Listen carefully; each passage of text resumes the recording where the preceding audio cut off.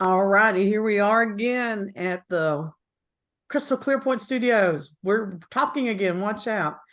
I just realized something on our little intro. We don't have Matthew's picture, so we'll just have to promote him as the man behind the women. Well, I do that kind of stuff. If I was asked, I could probably come up with something if you'd like. Well, have at it. Have at it. Tell me, I'm easy to please. As long as I don't have to do it, I'm usually thrilled. Absolutely. So we have Matthew Pierce today and Lou Ann. What's your name, girl? Lou Ann? That's it. Lou Ann? Well, it's either Morton or Morris. She changes her last name on me all the time. Okay, don't turn your head because your lips are floating. That's weird looking. Morris. I'm using Morris. Thank you. Okay. She confuses me sometimes. And we actually have a real topic to talk about today that we planned ahead on. And tell them what it is, Matthew. Oh gosh, you're gonna make me put a title to it. No. I guess we're talking about I don't know. You tell it, because I mean it's about ethics. It's about being like not rude. Yeah. So let me just say this. I was reading on Facebook because I love my Facebook. A friend's spouse, the spouse of a friend's post yesterday, and I was like, and it was all about rude and etiquette and manners and stuff like that. And that's a big thing for me, which I know I come across as rude at times because I'm so blunt. I don't mean to be rude, except when I do mean to be rude. So, I'm very conscious about what good manners are, even if I don't follow them, is my point. So I don't want to just read this post to you guys. And then I want to talk about what etiquette is and why we have it and manners and what the hell is going on with etiquette right now, because it's all over the place, especially on social media. And so they were sharing, another friend of theirs was sharing a story. So the way he remembered the story is a week or two prior to the rehearsal dinner, my friend asked her cousin, the bride, if her son could bring his girlfriend. The bride said numbers were tight, but if there was a problem, the bride would let her know. On the day of the rehearsal, the bride called my friend and told her the girlfriend could not go. Now, they all traveled to another state for this wedding. My friend, thinking she would not leave her son's girlfriend at the hotel by herself, told the bride not to worry about it and they would see her at the wedding the next day. So they're not going to go to the rehearsal dinner. They're going to go to the wedding because they traveled out of the town. They assumed there's no problem. The bride said she would say, tell them if there was, and she didn't. Okay, that's where we're at. It really seems that there is a generation that doesn't want to. Then they said that they would see her at the wedding the next day. And the bride responded, well, don't make me feel guilty about it. So that was her response. So now the bride is offended and she's feeling bad. So now everybody's unhappy. Everybody's unhappy. So the point that they made is that it really seems that there's a generation that doesn't want to feel guilty about anything. They can act as they choose and not worry about being called out about it. And when someone does, they cry, don't guilt me.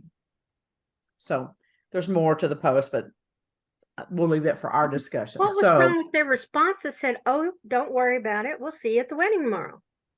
What was wrong with that response?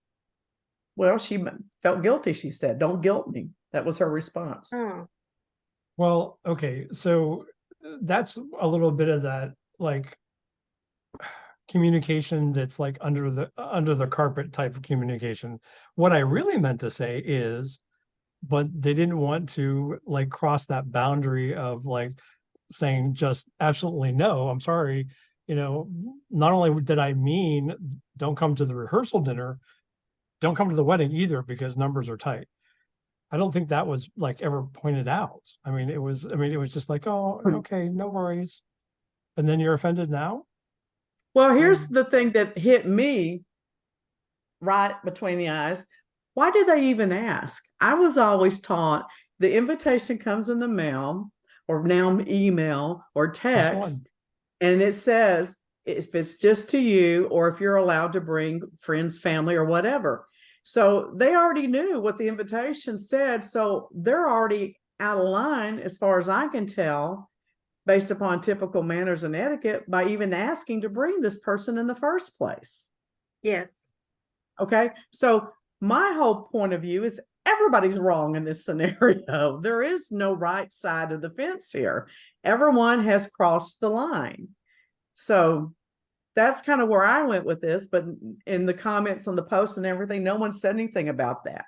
It was all about, guilt this, guilt that, and but here's the thing is that even though it started out just being wrong from the very beginning, from my point of view, as the bride, how hard is it to say, okay, yeah, we can work one more person in because this is family? Because this was not just a random guest. This is family. This is someone traveling from out of town, spending their money, buying a hotel, paying for gas or airline or whatever they're doing, and why they felt the need to bring the son's girlfriend, I don't know. I guess I've gotten so old, I forgot what it's like to not want to be separated from my loved one. I love my time alone. So, but Well, I think that, first of all, texting and the way we communicate on social media has made us not as kind or official, shall we say? Because my mother-in-law, who's now in her late 80s, she sent some gifts one time for a graduation, and she said, I got an email as a thank you. Now, don't you think they should have written it on paper and sent it to me? And I said, yes, they probably should have. But let me remind you that this particular generation does everything electronically. hell, I'd be happy to get a thank you in email. I mean, seriously, I've had to pound my grandkids in the head going, look, you know what? May went out and bought you a gift. The least you can do now that you have phones is text me a thank you that let me know that you got it, or, whatever. I can't remember the last time I got a handwritten thank you, but I try to do that with clients. I've gotten behind on it, I have to admit, but I think a handwritten note says a lot. But maybe it doesn't anymore. Maybe people don't appreciate that. Maybe they just see that as frou-frou. I don't know. But well, I will tell you this, that I mean, those types of things are kind of lost. The handwritten thank you, the handwritten I'm thinking of you, just in general. But there's no excuse, because there are services out there that are electronic that can do that for you. For example, a friend of mine developed a company named Felt, F-E-L-T, and you can see it. It's an app for your phone, your iPad, so on and so forth. You can go on to the website, and you can actually send a handwritten card again. Like literally, you can put the picture in it, you can write the message. They take and they put it into an envelope, they stamp it, and they send it out for you. So it's like you don't have to do it anymore, like just handwriting it out.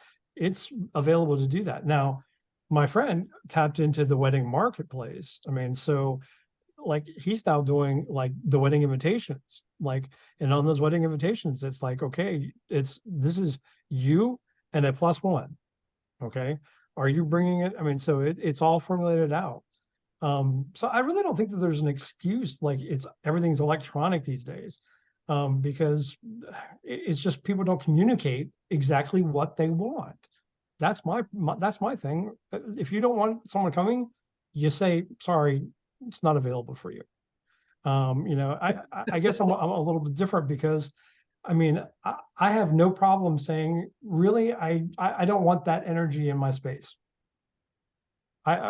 I guess I'm different. You triggered a memory for me talking about that. All of a sudden it popped in my head. A friend of mine used to do this. Her name was Vicky. She was hilarious. I won't tell you what. She had a mean streak. But she was more funny than mean, so everybody would loved her and overlooked it. But when she would like send shower gifts or birthday gifts, she would send them just a regular gift, and she would put a note on there going, "There's a check in here for $100, so there's a check in here for $500. Make sure you don't throw it away, and if you lose it, call me." And she always got phone calls because there was never a check in there. She But at just least wanted she to knew they make them opened it. respond. That's She just wanted to know they got the gift. Yeah, and I think I kind of like that idea. So I made me start doing it. What about when you send the gift, please send an RSVP for receipt. Yeah. So, because I'm going to tell you something. I mean, when you go to a lot of trouble to buy gifts and have them delivered and gift wrapped and all that stuff, and and you go on there, because now everybody has a wedding list registry or a shower registry, and you go in there and you look for something that you can afford or it's in your price range based on the value you put on the relationship, and you can spend hours going through the list and having it shipped. The least you could do is drop me an email, because I can't assume that you got it if I'm having it shipped. Okay. So yeah, I will pick up the phone and call people. Did you get it? Did you get the dishes? Did you get the gravy boat? Did you get the towels? And I'm not trying to be tacky. I just want to make sure it got there, So, and they always feel awkward, and I don't want to make them feel awkward. So that kind of brings us to the whole idea of what is etiquette. And etiquette is about being considerate, having respect, and being honest. Those are the principles around having manners. It's kind of like driving. We watch those videos where they drive over in those other countries where they're just all over the place and there doesn't seem to be any lanes or anything because they don't have any driving rules. The rules are to make people feel comfortable in their environment, to let them know what's expected of them, what's allowed, what's not allowed. And I actually saw a website that says that there is an essence to etiquette. And I like that, essence of etiquette.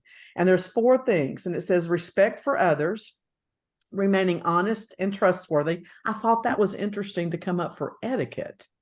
And putting others at ease. Now, I've always known that that's what etiquette's about. So you know what the rules are, so you know how to function. And then showing kindness and courtesy to others. And I remember I was at a dinner party in my early 20s, and I had seen a full dinner table dressing, with the shrimp forks and the salad forks but I'd never participated in one. And the lady sitting across the table could see my look of confusion. And I knew you were supposed to start at the outside and work your way in and blah, blah, blah. And so, but you still get lost when it's a full setting. And she would look at me and she'd wink, and then she'd hold up the utensil and go, "Oh, isn't this beautiful?" But then I would know which utensil to pick up and use. That was perfect etiquette based upon those standards. She made me feel at ease. She was not putting me in an awkward position. She didn't call me out for not knowing the rules, And I've always remembered that and used that as my example in trying to make other people feel comfortable. I remember the first time someone came to my house and took their shoes off and put their feet on my couch. We didn't grow up doing that. No. We did not grow up doing that. And so I took off my shoes and I put my feet on the couch, cringing the whole time. But I got over it. Well, it depends on how comfortable somebody feels at your house. Just like I did when I came in and said, "I got to lay down."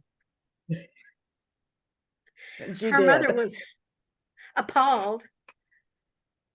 And I thought nothing of it because it was Deborah's house. And I thought nothing of it either because I have loosened up a lot over the years. I'm all about people being comfortable in my home. I want them to be comfortable. But if you go into somebody's home for the first time, you're not going to do that. At least you shouldn't do that. I don't go to their home unless I feel comfortable enough to do that. I I grew up, my grandmother did a lot of teas and ladies' parties and things like that at the church and Like at strip home. tease? Like strip tease? Ha What? ha, What did you say? tea, Tea, Tea. tea with like little taking afternoon sandwiches. tea. I mean, I made little sandwiches and okay, and she would say, okay, now you've got to make sure that you have your gloves on. Let's have our purse. I mean, this is the um mid to late 60s, and we're still wearing gloves and patent shoes and matching everything. And she says, now I'm going to introduce you, and you say thank you, and you sit down and be quiet. And I Mhm. was like over there in the corner. But the ladies would try to include me because they were all ladies of the church that knew me since the day I was born. And pretty soon they wanted me to participate. So here I am in my teens participating with these 60 plus ladies at the church. And I guess I was the only one because that's how I grew up with those ladies. Yeah, but you're making up for it now because you act like a teenager. Yep, Yeah. She's kind of digressed. She's gone I backwards have in her aging digressed. process. What about you, Matthew? Do you feel comfortable just going in and taking your shoes off at a place, or do you have to get a Absolutely feel? not. Yeah. Absolutely not. I mean, that to me, I mean, that's just taboo, and unless someone Mhm. says, "Hey, come in, make yourself comfortable, take off your shoes, put your feet on the couch," I probably wouldn't do it anyway. I mean, that's just not. I mean, I don't know. I was taught differently, when I was growing up. The interesting story that I have about etiquette and manners and things like that. I actually had a ward for the summer. I was actually paid to teach a very, very influential person's son, like how to be a gentleman. And Oh. I mean, and so that meant learning, like, when you are at a, a 4-course dinner, 5-course dinner, 8-course dinner, like Mhm. how do you do your silverware, what plates to expect, how you're supposed to eat, how you're supposed to, like, for different courses, there's a way to eat soup, there's a way to eat salad, there's a way to eat the sorbet, there's a way to cut your steak, there's a way to Yep. place your utensils on the plate after you are finished to let everybody know that you're finished or done or complete. But then it also went to the point of, when I was doing all these things, his mother made out a list. These are the things that I want for him to know. And so I had to do a lot of research because I wasn't raised in, like, I mean, she was English. I mean, so they have a kind of a different set of standards for etiquette. And so, it was how to greet someone. It was where do you position your hands when you're standing in line to welcome people? It is what do you say, what do you not say? And it's like if you are addressing someone, there's a difference between ma'am, okay? There's a difference between sir. There's a difference between, like, all of those things, my lady. I mean, so you have to know in what situations, are everything. And I mean, that experience to me was invaluable, but it kind of, when I look at people today learning and what etiquette is for, hell, I went on a date, like last week, and the guy didn't know what fork to use, and there was only two. And he asked me, like, why are they giving me two forks? Do they think I'm going to drop one? Oh, wow. Oh, wow. And I'm like, well, when's your salad fork? And he's like, we get salad with this? You know, Oh, wow. and it's like, I mean, this person is like, was a little younger than me. Not, I mean, not like maybe 5 years. Okay, so I was going to ask you, did you go out with a teenager or what? no, no, no. Well, all No, joking I asked them aside. what a rotary phone is before I asked them out. I mean, Oh if my they can't God. tell me what a rotary phone is, then we don't go out. Yeah, no, no. We had party lines. No one knows what a party line was anymore. But all joking aside, I don't take my shoes off in other people's houses, but I do it for different reasons. I'm a germaphobe. Okay. You know, And I'm not saying their house isn't clean, but I don't know. And what I don't know, I protect myself from, so I don't take my shoes off in strange environments. And I think that's really weird because as a child, we never had shoes, hardly. I mean, we went barefoot 9 months out of the year, mud, tar, all that stuff. So I don't know when that really developed for me, but it did. Well, I Well, guess the my other question thing for is, the, how do you, I'm sorry, go ahead. no, I was just gonna say, I mean, my question for you two is, etiquette is not being taught anymore. No. And why do you think that etiquette is not being taught anymore? I think that the hippies, the 60s and 70s killed it, a lot of it, Well, because it was just basic societal rebellion against the man, against, there corporate is an America. etiquette class here for teenagers and Yeah. preteens. Because I know that why? Because my girlfriend had her daughter go, and they call it cotillion. Okay. Yeah, Scott, And my it's husband had cotillion lessons, my, the boys and the girls, and they learned how to introduce themselves and what furniture, what silverware to use where. I think the tricky thing for me when growing up is to learn to introduce the oldest person first. Who even introduces? I have walked into I don't know how many gatherings in the past 10 years, and nobody introduces anybody. And I'm like, Yeah. hello, I'm Deborah. Hello, my name is Deborah, and your name is. I mean, having to Yeah, you have to introduce do your own. myself, Same you here. know? But if That I was boggles in a my mind. situation, if I was in a situation like that and I didn't introduce my older relative to the friends who came to my house, I was in trouble. Yeah, absolutely. Well, Emily Post is considered like the ultimate in the etiquette world as far as rules and regulations. And so I just pulled some stuff off of her website, and she listed the essential qualities and a brief description of that. Consideration, that's the first one. And she says that consideration is being aware and understanding how a situation affects everyone involved. This again ties into how do you get people to interact? How do you make sure everyone's comfortable? It's about being thoughtful, about making sure who's not introduced, and making sure they know who everyone in the room is so they can talk with them and converse with them. Showing appreciation for when they bring that pea salad or that Jello salad, even though you didn't want them to. The irony is if someone brings you food and they weren't asked to bring food, you don't have to serve it that day. Now, it's considered a nice gesture, but it's not required in good etiquette to serve it. Now, I think that's a little odd. Wouldn't that hurt your feelings if you brought a salad or something and they didn't serve it?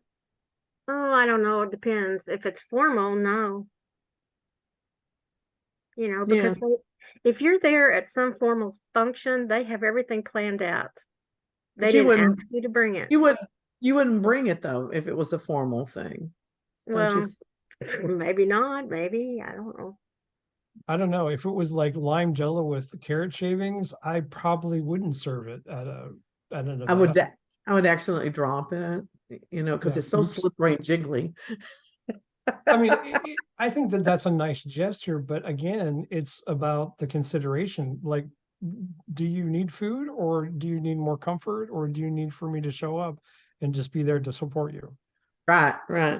But that I read those articles in the newspaper. We still physically get a paper, Mom, like Sarita physical paper, and they still have Ann Landers and Emily or Miss Manners and stuff like that. And it is amazing to me how many letters are in there about I brought food and they didn't serve it, or someone won't quit bringing food and I don't want them to bring food.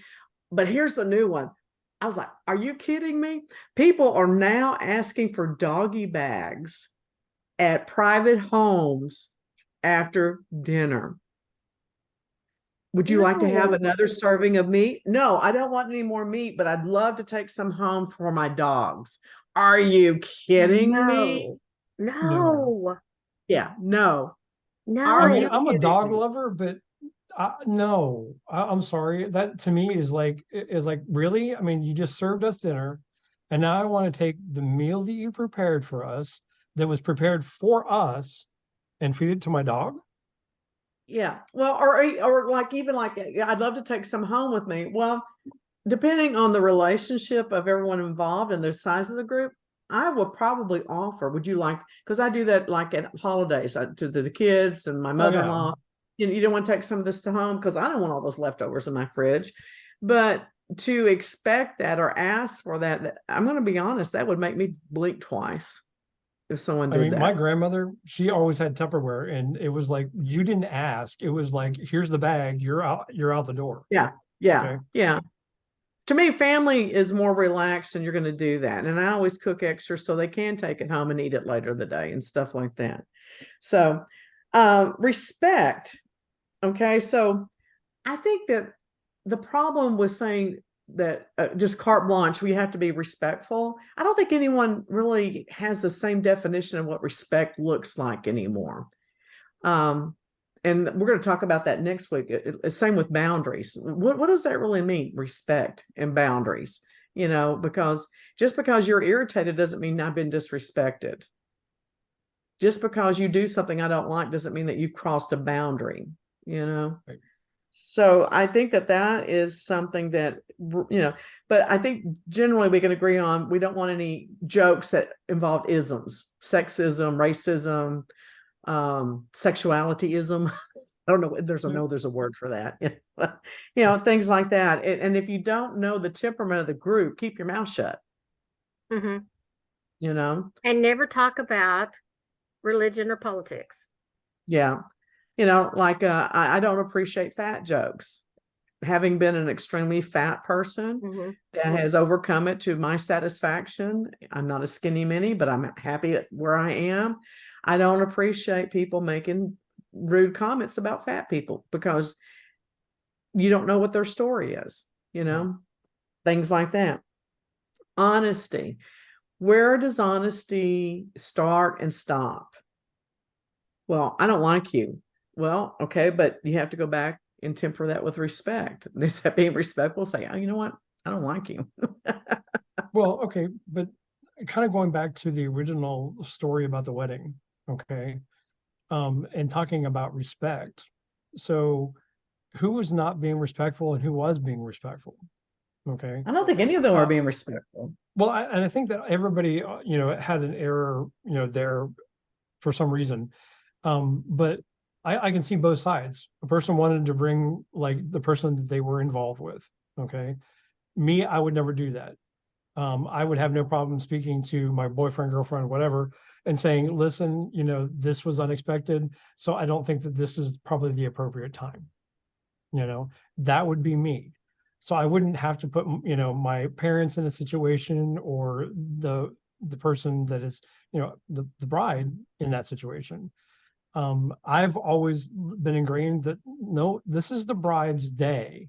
So don't get in the way of the bride having her day. And so to me, trying to finagle one more person in, I don't think that should be the responsibility of the bride to say, no. I think that should be me being respectful enough to say, yeah, I'm not going to do that to you. Right. But likewise, if it was put on the bride, she has to have enough respect for herself to say, you know what, I'm just going to go with the flow. One more person's not going to be a problem. We'll figure it out. So the respect goes all the way around. And it's just like, can we just be flexible? Yeah, I think that's the big word. I think you hit the nail on the head, flexible. Because I was thinking about, okay, I wouldn't have asked the bride to do that. I wouldn't have. But at the same time, if I was the bride, I'm going to think to myself, you know what? We're having this catered. It's $45 a person or whatever. I can throw in, I've just spent 10 grand. They've spent at least 10 grand on this wedding. Okay, let's just get real. I can throw in another $45. Or we can go to Kentucky Fried and get a bucket of chicken if we have to, and make sure this person gets fed. And, but the thing about it is that the other thing that is a point to consider is they asked prior to all the plans being made. And she says, I don't see that being as a problem. And then the day of, it now is a problem. Now that would have made me mad. That would have made me mad in that circumstance. Do you think that it's appropriate if you're going to ask to say, I will be glad to pay for this person's meal? Sure, why not? You I know, mean, that would be appropriate, right? I'm asking you to inconvenience yourself. I want to make it up to you. You know, again, that is about consideration and being respectful.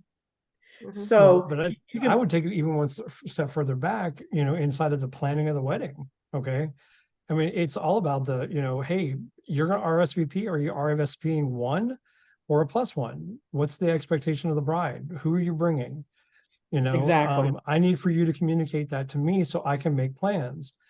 And if that would have possibly been done that way, then the bride has recourse to say, listen, I planned for the amount of RSVPs that I have received. So this is unplanned.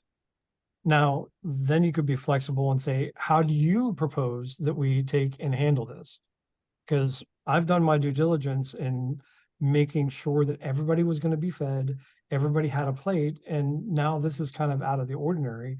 So what do we need to do? So it's all about communication and having that respect for each other. Well, and here's a thing that people have been talking about for over 10 years now, because there was that show called Bridezillas. Yeah. You know, brides have really taken this to the extremes of how, I mean, to the point to where they tell people what colors to wear to the wedding. The rule was you don't wear white because you don't want to take away attention from the bride. But now it's like you can't wear certain clothes, you can't wear certain colors. People get cut out of weddings because they gained weight and they're too fat and they'll look bad in the picture. Hey, I know one of the people that was on Bridezilla. Okay. Oh wow. She had a contract. For her bridesmaids. Every single one of them had to maintain a certain weight. If they became if they took and gained some weight, okay, they were out of the wedding. They had to sign a contract. I would never sign that. Just out of self-respect for myself and dignity. No, you don't get to dictate the quality of my life or or whatever, I'm amazed that people will agree to do things like that. That boggles my mind. Because have you ever seen a decent bridesmaid dress ever in your life that you would ever wear again? No, absolutely not. Oh my gosh, and that ties in with the next point here of honesty. No, I'm not doing that. I love you and I'll come to your wedding and I'll throw rice or blow bubbles or whatever you want me to, but I'm not signing that damn contract. You just have to carry on without me up front. Of course, I didn't get married till I was 40. So the girl that I asked to stand up with me, she and I have been friends forever. She goes, what do you want me to wear? Anything pink. Yeah. And her daughter was the junior bridesmaid. And she goes, what do you want her to wear? The same thing you're wearing. Yeah. I said, it doesn't have to be hard. Pink. I've never been a bridesmaid, but I was the best man at my best friend's wedding. He wanted me to be his attendant. And what was really bad about this is I was like 7 months pregnant when they got married. And the only thing I could find that was anything that looked dressy that fit me that was pink was the most horrible dress in the whole wide world. But he wanted me to wear pink because he loved me in pink. All right. But I've always wanted to be a flower girl. I always thought that would make a great flower girl. I just want to wear a toga and have a little wreath and basket of flowers and walk down the aisle and throw the petals. I think I'd be great at that. I think you would be too. Yeah, I do. And it would be fun. But I don't know. It just the last two things that Emily Post says that we should consider with etiquette is graciousness and kindness. This just sounds like good manners to me. And I mean, just being hello, just being a good person, treating people the way that you want to be treated. And in fact, one of the websites about manners said that it's all wrapped up in one rule, the golden rule: treat others as you want to be treated. Yeah. You know, and that just makes it real simple. But we don't make that rule popular anymore. No. Why do you think that is?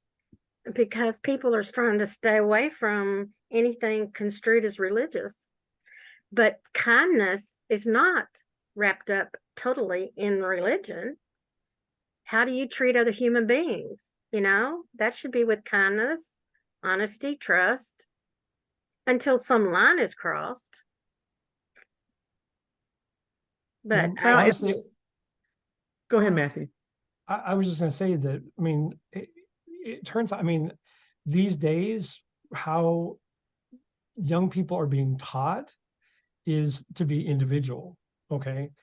A lot of the mindset is it's all about me. And you can't do the golden rule if it's all about me. I mean, I have noticed that there are so many people that are looking at what other people are doing, and they're trying to say, well, I want that, so I'm going to have that.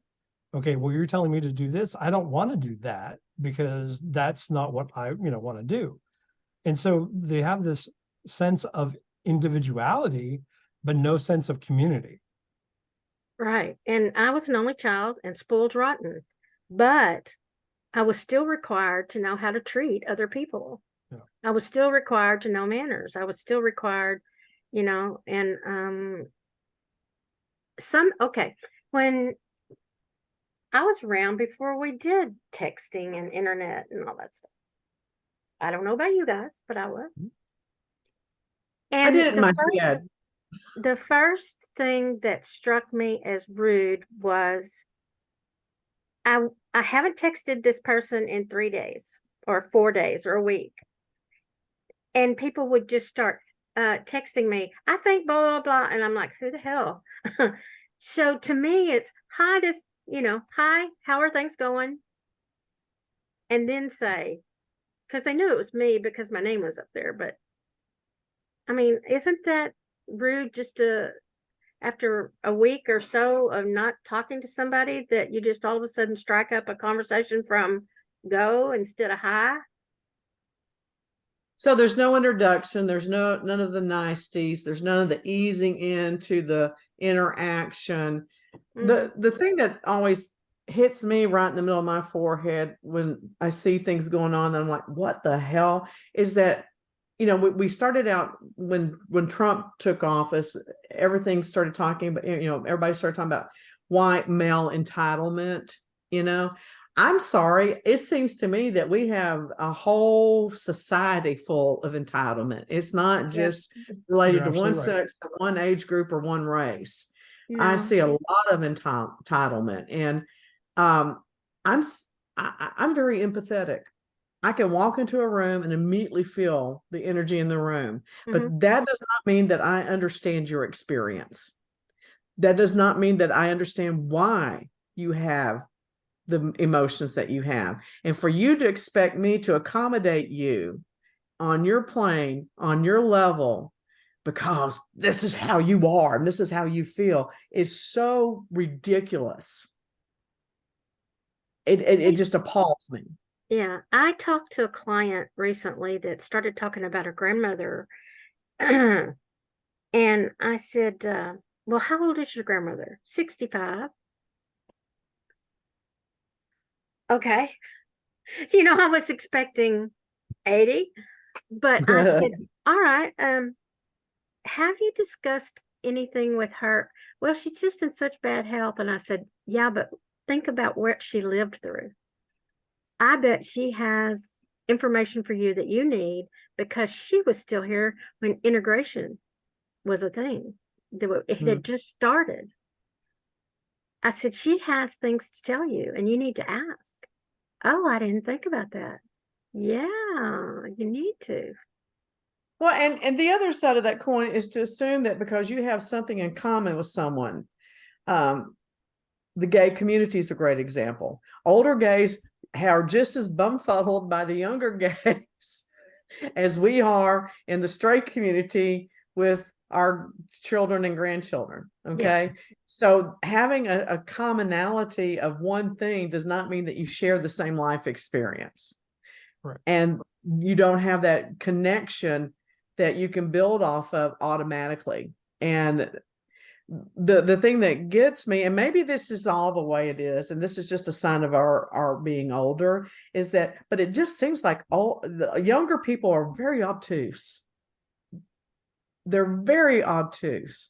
And it also seems like there's a lack of natural curiosity about other people. I think that's what it is. A lack of natural curiosity. Well, they can tell you about the best vacation places and how to travel and how to build a mini home and where the best B&Bs are and all this other stuff. But I talk to them. I'm like, do you understand that I am a human being just like you are? And that I have emotions just like you do? Because the way they talk, it's like I'm a robot or something. And I think that actually, I mean, goes to your point about someone saying, okay, well, you're rude, or, you know, I don't take you as being rude. I take you as being direct. That when you communicate, it gets to the point, not like, you know, like trying to beat around the bush to get, you know, your point across. It's like you're direct. And I'm the same way. And I get accused of being rude all the time, but I'm like, no, I'm just being very direct and very precise with my communication. You know, if I say I'm going to be at your house at 7 p.m. to pick you up and we have dinner reservations at 8, okay, that means that I am at your doorstep at 7, waiting for you to come through that door, Yep. Get in my car, and then I have calculated enough time to drive my car to the restaurant, okay, to get there by 8 p.m. so we can check in and we can have dinner, okay? And, you know, is that rude? Or, I mean, to me, No. that's just being concise. No, you're telling them this is the expectation. Exactly. Well, it is an expectation based upon a plan. This is what gets Yeah. me. You Yes. make a plan and nobody follows the plan. What was the point of the plan? Why don't I just say, oh, I'll show up between 6 and 8, and maybe we'll go and eat, and maybe we won't. We'll just play it by ear. Okay, fine. Then I'm going to be loopy with you. But if you say we're going to dinner at 8, I'm like, Matthew, you and I, if you ever go straight and Scott dies, we'll make the perfect couple. Stay direct. She's And direct. as I get older, being straight really won't even be an issue. She'll toddle along regardless. That's right. You know, I can do it myself really quick. But But I that's don't think okay. I don't think that young people know how to know. plan. They No, don't. I sorry, I go think ahead. I think it should be clear, concise, kind, uninhibited. That's the way communication should be, and that's how I try to be. And if I'm being blunt, it's just because I'm giving you the facts. I'm just laying it out. hmm I'm sorry, Luann. I think I walked all over you. Go ahead. that's I'm okay. I sorry. was just going to say direct, you know, it's later in the relationship when you can go, oh, well, you know, what we do is not important, blah, blah. We're going to just lay back and, you know, whatever happens. We're very laid back here at our house. It's not a formal thing. And if I'm inviting you over and I say, we're going to start about 8 o'clock, if you show up at 8:30, 9 o'clock, I'm not going to be upset. But Yeah, if we I just have say, one rule at our house. There's one rule at your house. Tell them what the rule is. I forgot. What are you referring to? Alcohol. There has to be alcohol. Damn. Alcohol is all I ask for. Sometimes she'll have cheese and crackers, but sometimes she won't. That's Listen, I okay. thought she was coming over last week and I got cheese and crackers. Hey, I'll be there. I don't know what happened last week. I Your think mother. I time traveled. I think I time traveled because it was Monday last week and now it's Monday again already. And I don't know Yeah. where those other days are. Yes. Well, you were very involved, and I knew the day when I called and said, well, I'm doing errands with my mother, and I went, yeah, she's not coming today. But yes, I think, you know, when you have demanding, direct people like Deborah, then you have alcohol for her when she gets. But You know why? You tell them why. because she needs to relax when she comes to my house. Exactly. I go I to can her house to understand that. relax. I can understand that. It's a I mean, refuge. being a web developer and a person that works with technology, my mind, like, I have to have something to disengage. I mean, a lot of times it's not alcohol, but I have to get No, my you're too mind. busy dating. Every time I talk to you, you're on a date. Dang. I have had maybe 2 dates in the last like month, so it's not that That's many. two more than I've had. Scott Well, won't that's let 2 me more date. than I've had in 6 months. So there you go.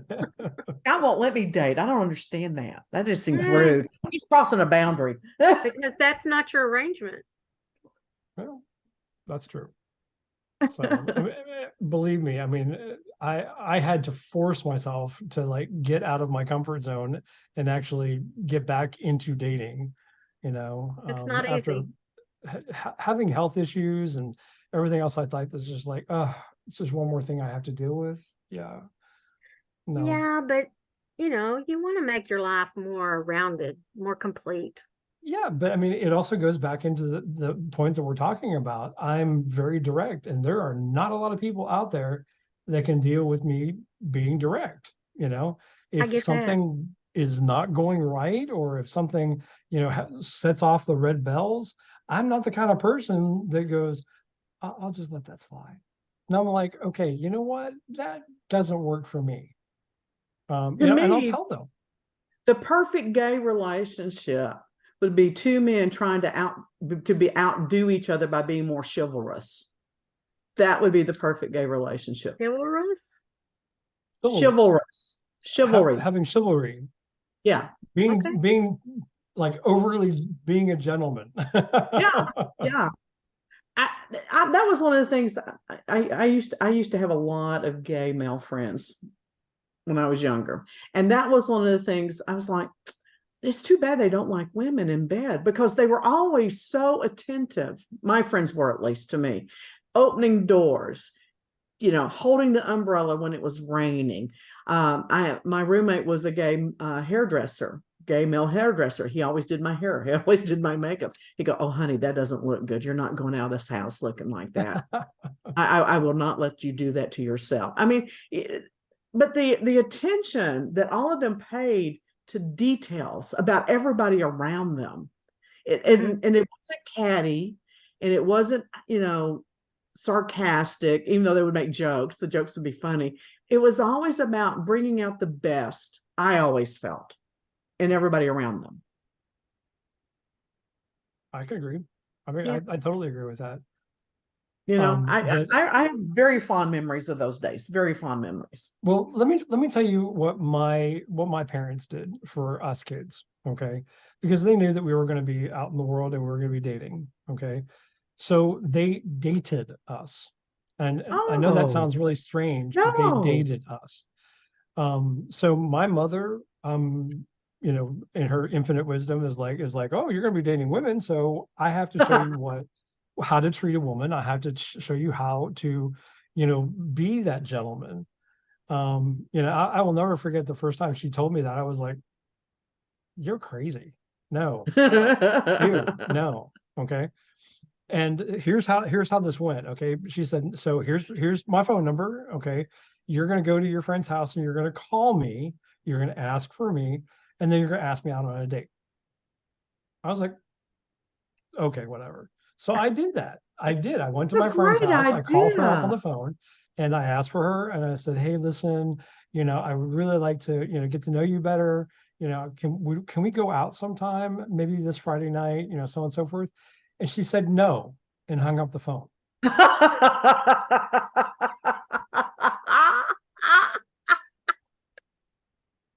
I called back. I called back because I was like, did we get disconnected?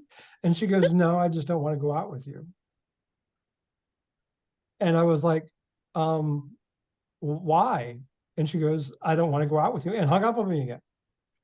And so my first lesson was dealing with rejection, because it's going to happen. Okay. fast forward a couple weeks and so on and so forth. I had to do the same exercise again, this time that she said yes. Okay. And she didn't cue me on anything or whatever else like that. I was like, okay, well, how about we go out like on Friday night? I pick you up at 7. And she's like, great. That was it. So I came and I picked her up at 7. I'm sitting in my car waiting for her to get in the car. And she's standing outside looking at my door. And I finally like literally rolled down the window. I was like, what are you waiting for? Get in. And she goes, oh, hell no. Date's over. And she walked back in the house. And I went, okay, what happened there? So I shut the car down, walked right in. She goes, no. She goes, that was disrespectful. She goes, you get out of your car, you come around, you open my door, and you like escort me inside. And she goes, and then you go around, start the car back up again, and we go. I was like, great, okay. Fast forward a couple of weeks, did the same exercise. This time, got up, went, opened the door for her. She got in. She's like, thank you very much. We had great conversation. Got to the restaurant. Okay. Got there. We ordered, had a great time, so on and so forth. We walked to the table, and I sat down, and she was standing at the table. Oh, no, you did not.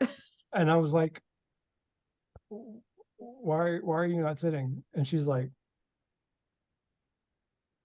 goes, you pull out my chair in order for me to sit down. I love your mom. And I was like, okay.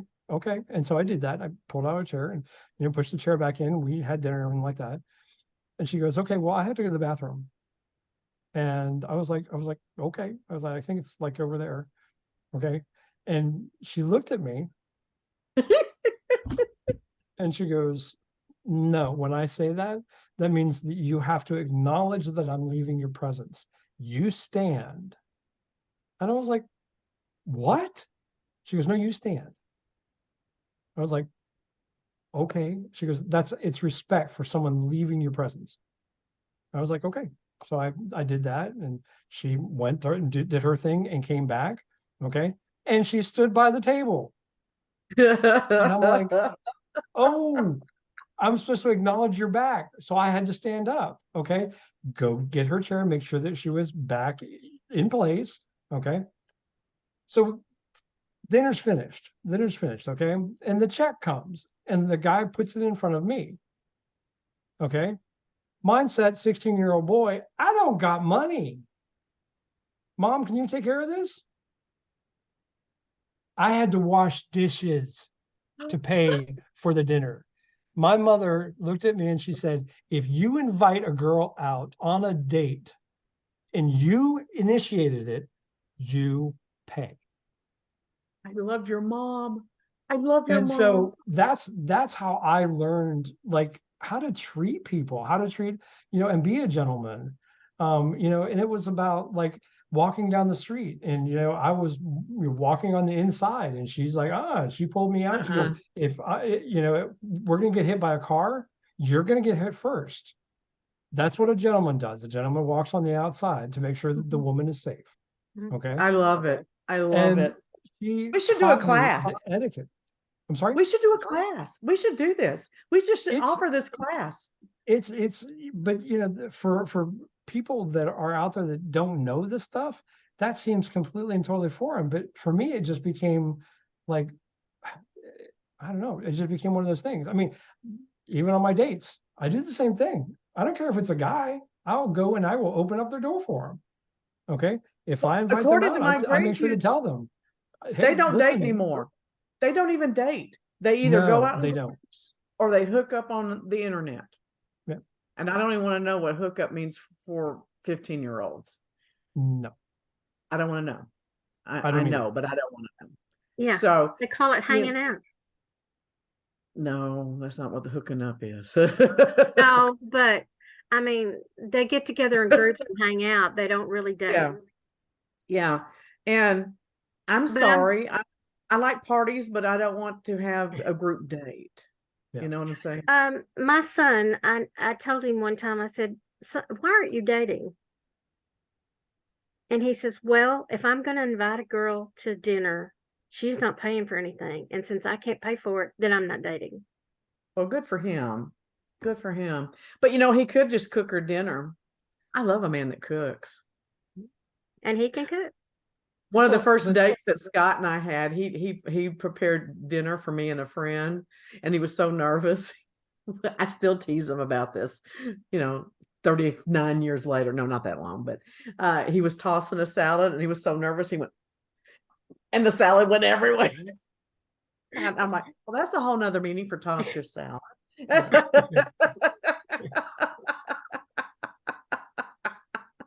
He was so cute. He was so nervous.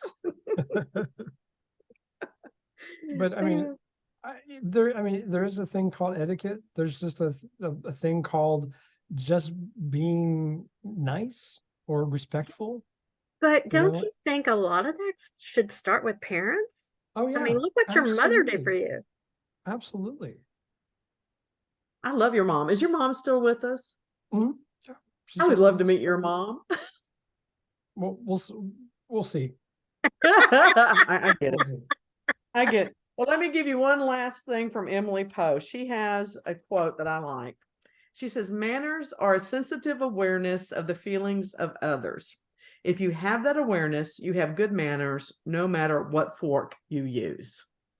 So again, it's not about the rules. It's about how you treat people and making them feel comfortable and making them feel wanted, and that you appreciate being in their presence and you want to enjoy their company. That's the bottom line. And I don't feel that way around a lot of people on social media these days. I honestly say things just to see what kind of response I'll get, because I can literally feel, it feels like people breathing down the back of my neck, waiting for me to say something that they can jump on. Does that make sense? People are just I looking understand. for not necessarily a fight, but a conflict, you know. It says my But internet I also connection think that is comes stable. from you being direct, because I have the same feeling, because I know that my being direct will trigger some people. Why is that though? Why? Well, to me, it would seem that people would want directness and the honesty and the clarity, and not have to deal with politicking and maneuvering, you know, reading between the lines. I will be the first to admit that, because I pick up on people's feelings, but I try to take them at face value. I'll go to Scott and go, okay, this is what it felt like to me, but this is what they said. What did I miss? He goes, nothing. What you're feeling is right. They're just being dicks, or they're playing Yeah. the game, or this, that, or the other, you know. But even at my age, I still have to get a second opinion sometimes. I do. I have to get a second opinion. Deborah, did that mean so and so? Actually, I'm the first opinion. No. Oh, I do the same thing. I mean, Kimberly is one of those people, my business partner, that I'm like, okay, am I understanding this wrong? Or did I hear this wrong? And she's like, no. So Yeah. no, people don't know how to react to people who are honest and direct, because they don't expect you to be. well, I had a communication teacher say one time to me, and I will never forget this. And it was public speaking. It was about, interpersonal communication, that entire class. And he said this quote, which I will never forget. Okay. If it's nice, it's not precise. Ooh, that's a good one. That's a If good it's one. nice, it's not precise. And I was like, but I try to have manners about it. But if it's nice and you're trying to think about, how do I phrase this so I'm not going to offend you, it's not going to be precise. The other side of that coin, though, is that, have you noticed how people can just make a random comment, whether it be in conversation or social media, and then everybody has to give their opinion? And you know what my natural reaction is when I see that? Who the fuck asked you? Mhm. I really, and I'm not interested in your opinion. If I was, I would ask you. And why, and half the time, based upon their opinion, you can tell that they didn't even understand the statement or the post. But They with just social media, they think they can give you an opinion even if you didn't ask. Yeah, and then Yeah. I don't get that either. And then the other side of that coin, I have a three-sided coin. So the other side of that coin is that I was talking to a friend about their post, and I said, I'd like to talk about that on my podcast. That's interesting. She goes, no, you can't do that. That's a violation of my privacy. I'm like, darling, you have no privacy. That's on social media. The minute you put it on the internet, it is not private. Well, I will be mad if you do that. I'm like, okay, then I'll accept that. I don't want to make you mad, but just because you think something is true or it is legal or illegal doesn't mean that that's true. And I see that all the time when people are talking about politics. Well, they can't do that. Well, yeah, legally they can, or they don't understand the law and things like that. So just because they think it, it's so, because they're the expert, you know. Well, everyone thinks if Trump is convicted of a felony, he can't run for president. That's not one of the restrictions. No, there's a lot of things that people think that they don't really understand. And, it's just like, I read an article today about, I don't know if you followed Paxton's impeachment. I said, this is just going to get him a lot of great publicity because he's going to come out the victim and the underdog. And sure enough, they absolved him of everything. And now they're talking about him revving up running for president. I'm like, well, people don't look at the big picture. They just don't. Unintended consequences, huh?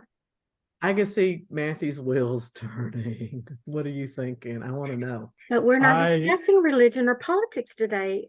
Hey, this is not a conversation. This is a podcast. We talk about everything. We talk about everything. I'm going to let you know right now that, from my standpoint, from my individual standpoint, I'm very disappointed to hear that people can't be concise with their communication and that they tend to take the messages that they want to take and not actually look at what was communicated, what was brought forth, and what ramifications that will have, not on just their little circle of friends, but as a total. And so, this whole idea of him being, absolved and whatever, can we look at the video? Can we look at the, the paper trail? It shows a completely different story, but you want to spin it a different way? Okay. Well, and impeachment is not a criminal trial too. So all it was going to do was take him out of office, get rid of his salary, and keep him from running for president. That's right. They failed miserably. The other thing is I hate being psychoanalyzed by people that don't know me. I make a lot of sexual innuendos. And so I've had many people over the years say, well, you must be a sexual abuse victim. No. What I do is you have irritated me. You have annoyed me. I don't like the conversation. So I'm going to disarm you by saying something that makes you grossly uncomfortable. Well, not to psychoanalyze you or anything, but that is a narcissistic, actual trait. So, because narcissists love to just get in there and stop the conversation with, it's like, hey, let's talk about my penis. Well, it's my way of leaving the premises because it ends the conversation and it gets me out of there, because I guess I've never learned the nice way of ending a conversation. I really haven't. I'll be completely on it. I really don't know how to walk away from a conversation where everybody feels like a winner when it gets adversarial or if it gets uncomfortable for me. I don't know how to keep it comfortable and walk away. And I just say that. I say, sorry, I'm actually uncomfortable with the communication going on right now. So I'm going to extricate myself. I'm going to leave. But you know what? If that makes me narcissistic, I'm a pretty nice person overall. I don't care. Oh, well, it is hard. I'm not trying to psychoanalyze you. Yeah. A lot of times I say, we need to table this conversation because it's getting out of control. Well, it's not even getting out of control. If it's nice, it's not precise. You know, I'm sorry if I hurt your feelings by telling you I'm not going to continue this conversation, Right. but you either respect me or you don't. Well, I think that I would respect that. I'm not comfortable talking about Right. this. Okay. I Well, we come either from change the subject come- or see you later. I come from a community of people. I won't call out any specific categories or names, that when you try to be nice, they won't let you be nice, is what I grew Mhm. up with. So it became a real easy habit. And I've just never really had a desire to break it, you know? And I like being shocking at times. I'll own that. I like to shock people. I like to see them go, oh my God, she's saying what I'm really thinking sometimes, you know, and things of that nature. You know, I'm not trying to be offensive. I'm just trying to change the dynamics for whatever reason, you know? So, She wants people to loosen up and but have you noticed, Luann? Okay, so Luann has known me. We've done a podcast on and off now for what, 3 years? On and yeah. off. Have you noticed that I say less outrageous things with Matthew on the show than I ever have? Yes, she does. What did Why you is do, that? Matthew? Why I'm going is to that? tell you why. I'm going to tell you why. Because we're having intelligent conversation. And we've had people that we have worked with in the past that have not stimulated me mentally the way you do.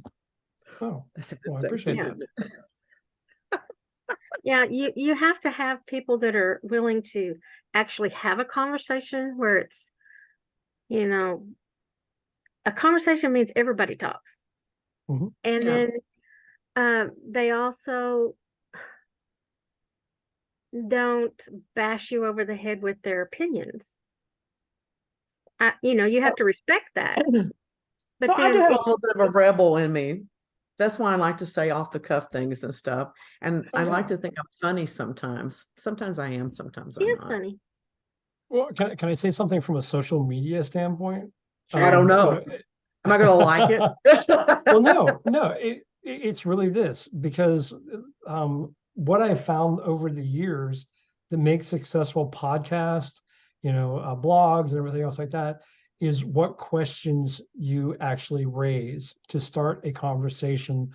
around whatever topic you're talking about. Okay.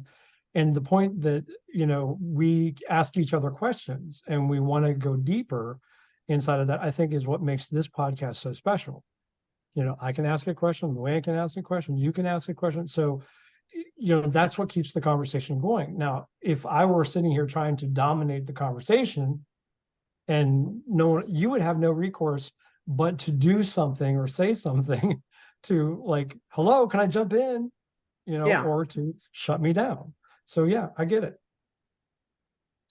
Well, I enjoy what we're doing. I mean, Yeah. whether anybody listens to us or whatever, I don't care. I enjoy the time, and it gets me to have some wonderful conversation at least once a week, and I appreciate that. Me So, too. Matthew, tell them where to find you. You can find me on the web at matthewapierce.com, or you can look at my business, which is metaphysicalevents.com. And you can go from there. Have lots of ways to contact me. All right. And Luann? Herbal-lou.com or herbalou1105@gmail.com. Very good. And our sponsor is milesofsmilesevents.com. And you can also find me at deborahcolleenrose.com or isgu.com. So we will see y'all again next week. And if you have a topic or something, you can always email us. So see y'all Bye. soon. Bye.